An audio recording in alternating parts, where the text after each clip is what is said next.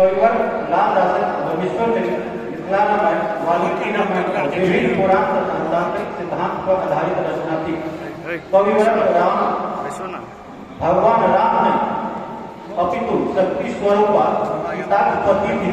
Video बने छे ने राम में वीडियो बने छे ने ये राम होवाक कारण ने प्रत्युत सीता पति होवाक कारण विद्वान है ये महज रूप से बुझना चाहिए। बात में कविश्वर चंदा झा अपन रामायण में मंगलाजनक श्री गणेश गोस्वामी तुलसीदास का सरस्वती और गणेश वर्णना से करे।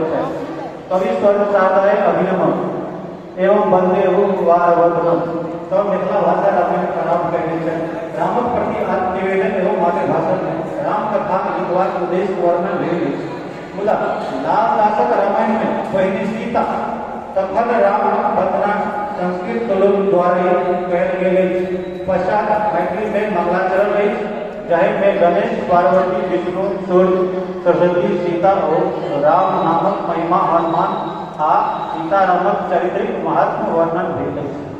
दोसर भाग अयोध्या कांड कविश्वर चंदा झा रामायण में अयोध्या कांडक आरंभ महादेव तथा सीता ओ